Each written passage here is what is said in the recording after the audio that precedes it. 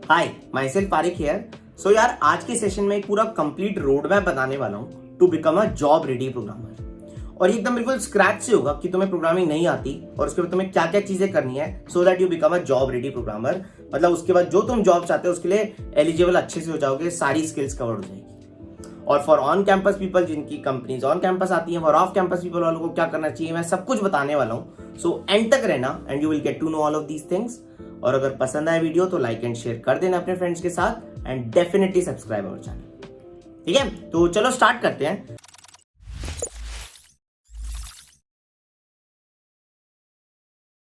बिल्कुल स्क्रैच से स्टार्ट करते हैं। सबसे पहले अगर हमें प्रोग्रामिंग नहीं आती तो सबसे पहले बेसिक्स ऑफ प्रोग्रामिंग सीखना है। मतलब सबसे पहले फंक्शंस, लूप्स, किसी भी एक लैंग्वेज में सबसे पहले स्टार्ट करने के टाइम क्या होता है, लैंग्वेज कौन सी चुने, सी प्लस प्लस, जावा या पाइथन। यार कोई भी एक चुन लो। सी प्लस प्लस पहले से करी हुई तो सी प्लस प्लस में कर लो।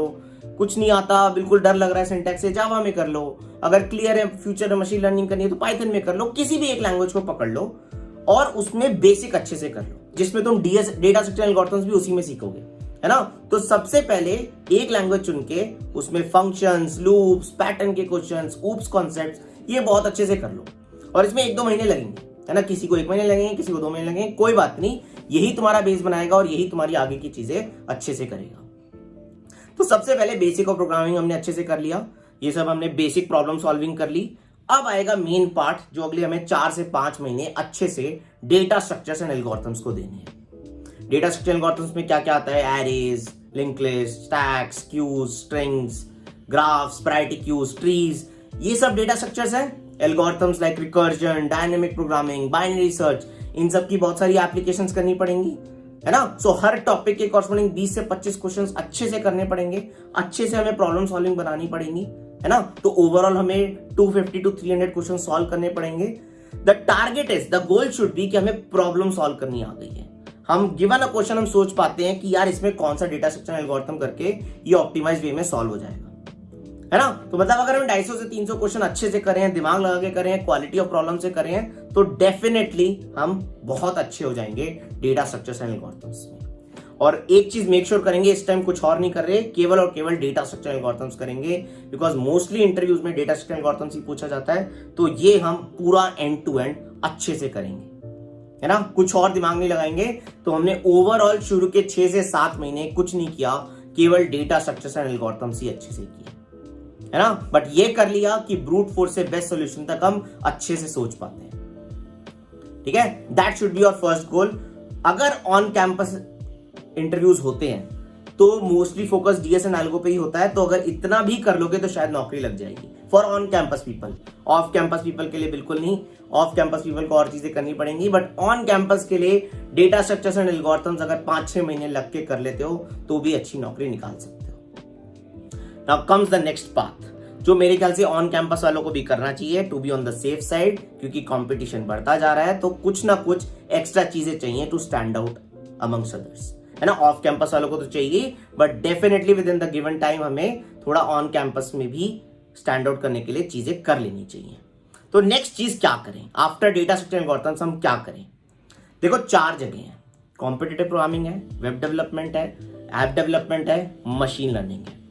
एक चीज को चुनो और उसमें एकदम फोड़ देना है। मैं उसको चुनूंगा और एकदम बहुत अच्छे से कर लूंगा, है ना। किसी भी एक को चुन सकते हो और उसमें बहुत अच्छे से कर सकते हो। अच्छे करने का क्या मतलब है, मैं आपको हर एक के बारे में बताता हूं। ठीक है, सबसे पहले मैं वेब डेवलपमेंट के बारे में बताता हूं। वेब डेवलपमेंट में अच्छे करने का मतलब क्या है और उसको कैसे करना है। तो अगले 6 महीने अगर हम वेब डेवलपमेंट करने वाले हैं, अब डेटा स्ट्रक्चर एल्गोरिथम्स तो कर लिया, अगले 6 महीने अगर हम वेब डेवलपमेंट करने वाले हैं तो शुरू के 3 महीने कहां जाएंगे, हमें वेब डेवलपमेंट सीखने में जाएंगे। वेब डेवलपमेंट सीखने का मतलब क्या है, शुरू में तुम HTML CSS वगैरह सीखोगे।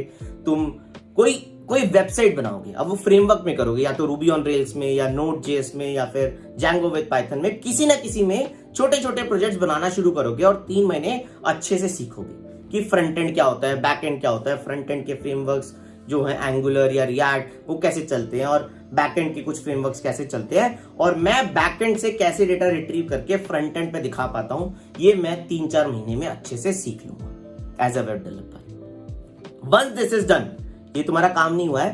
अब हमें क्या करना है, असली काम तो हमें वेबसाइट लाइव करनी है। तो हमें एक प्रोजेक्ट पकड़ना है, उसको पूरा बैक एंड और फ्रंट एंड के कॉरस्पॉन्डिंग हमें अच्छे से काम करना है।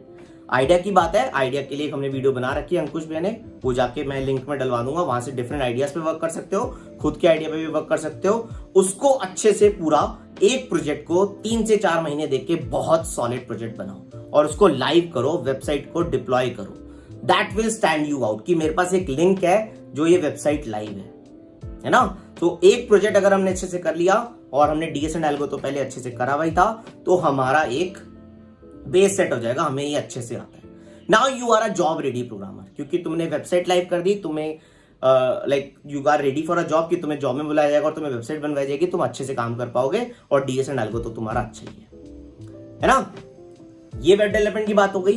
या फिर चुन सकते हो तुम ऐप डेवलपमेंट। ऐप डेवलपमेंट में क्या है, एंड्रॉयड डेवलपमेंट है, iOS डेवलपमेंट है, रिएक्ट नेटिव आज की डेट में आ गया जो iOS एंड्रॉयड दोनों बना देता है, या फिर फ्लटर है ना। ये सब डिफरेंट चीजें हैं। ऐप डेवलपमेंट में क्या है, अगर मैंने ऐप चुना तो मैं 6 महीने में मेरा गोल होना चाहिए कि मेरी प्ले स्टोर पे ऐप होगी। That should be your and goal. Again उसमें क्या होगा, शुरू के 3 महीने हमें ऐप बनाना सीखना होगा कि डिफरेंट चीजें कैसे चलती हैं ऐप में, है ना, कि उसमें फ्रंट एंड में कैसे चलता है, एपीआई कॉल कैसे करते हैं, कैसे हम दिखाते हैं डेटा, डिफरेंट चीजें, फ्रेगमेंट्स वगैरह क्या होता है ऐप में, पूरा अच्छे से सीखेंगे।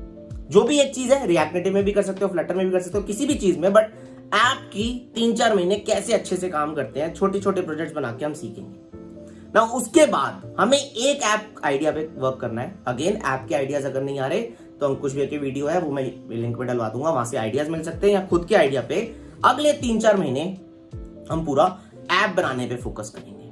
जब तक वो प्ले स्टोर पे नहीं जाएगी रुकेंगे नहीं, 3-4 महीने काम करेंगे और उसको प्ले स्टोर पे डालेंगे। नाउ तुम्हारे रिज्यूमे पे क्या क्या है, डेटा स्ट्रक्चर एल्गोरिथम्स तो अच्छे ही हो और तुम ऐप डेवलपर भी अच्छे हो, बिकॉज तुम्हारी ऐप प्ले स्टोर पर है। सो अगर एंड्रॉइड डेवलपमेंट वाला पाथ चुना था, या सॉरी ऐप डेवलपमेंट वाला पाथ चुना था, तो तुम्हारी ऐप प्ले स्टोर पे आ गई है, तुम्हारे पास डेटा स्ट्रक्चर एल्गोरिथम्स अच्छे हैं, तो तुमने एक जॉब रेडी प्रोग्रामर बन गए हो।